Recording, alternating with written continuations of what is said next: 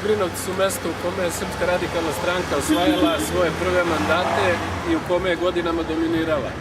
Za Ugrinovce Srpska radikalna stranka i radikalska vlast uradila dosta i danas možemo videti da za prethodne 4 godine se prethodni režim nije pomakao ni jedan jedini metar.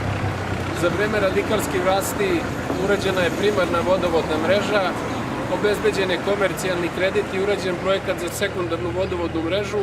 Međutim, evo, ni danas 5 godina kasnije ta sredstva su potrošena, a još uvek nije urađen ni jedan jedini metar te nove mreže.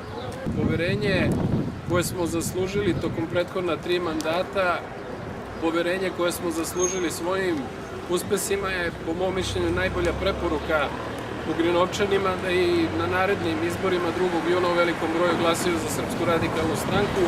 Mi očekujemo da će oni pokazati da se ne slažu sa aktualnom politikom režima u Srbiji na bilo kom nivou, da će pokazati solidarnost sa srpskim narodom na Kosovu i Metohiji, da će pokazati da žele da izborima daju nekakav značaj, a jedini značaj ovi izbori mogu imati ukoliko na njima trijumfuje Srpska radikalna stranka.